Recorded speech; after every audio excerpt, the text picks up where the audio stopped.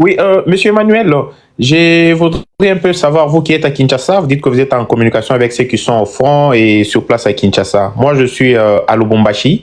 Je voudrais un peu savoir quelle est la position actuelle de notre gouvernement. Est-ce qu'il y a déjà eu un communiqué sur ce point ou ils sont toujours dans les réunions?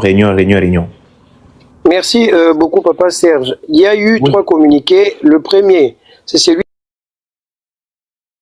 donné lors du compte rendu de la réunion interinstitutionnelle d'il y a 72 heures. Le second communiqué porte sur l'alerte de la guerre à l'Est dans le forum de médias organisé par la RTNC avec le ministre de la Communication Patrick Mouyaya hier, et suivi de la même soirée la nomination par ordonnance du gouverneur militaire de Goma qui va assurer la supervision des opérations de riposte à l'intérieur de la ville ainsi que de son adjoint.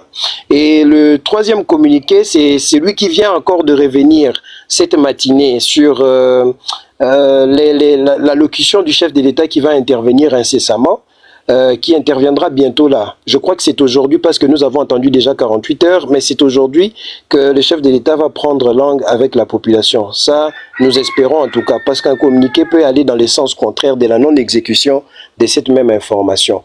Et comme je le disais ici avant d'être coupé, la question des statistiques ne peut pas être mise sur la table de manière fiable parce que ce qui est connu, ce sont les positions qu'occupent et maintiennent les forces armées. L'aéroport, la chaîne RTNC, le centre-ville sont en pleine lutte. La guerre est dynamique. Même au moment où je vous parle, il peut y avoir un renversement de situation de notre côté ou de leur côté. Le plus important, c'est de savoir en quel moment cela s'est produit, en quel moment nous maintenons et quels sont les mécanismes mis en place pour garder les positions. Mais ça, ce sont des informations hautement stratégiques et militaires que même moi, je ne possède pas à 30-40%. Mais les positions sont connues. C'est vrai qu'il y a eu des renforts de forces ougandaises et il faut noter que d'après les renseignements militaires, les renforts venus sont des renforts en grande quantité venus du Rwanda. Et en dehors du Rwanda, il y a aussi les Ougandais qui envoient leurs hommes. Mais nous luttons encore et Goma n'est pas tombé. Et il y a un gouverneur militaire qui est nommé. On ne peut pas nommer un gouverneur militaire dans une zone qui appartient totalement aux Rwandais. Vous avez vu, on nomme un responsable militaire en Minova? Non. Ou encore ailleurs. Il y a des luttes internes à l'intérieur de Goma, mais la ville n'est pas tombée. Et il faudrait aussi savoir une chose, Papa Moïse. Nous sommes un panel, nous sommes en train de faire un panel pour donner la vérité, rien que la vérité froide, sans sentiment de la situation sur le terrain.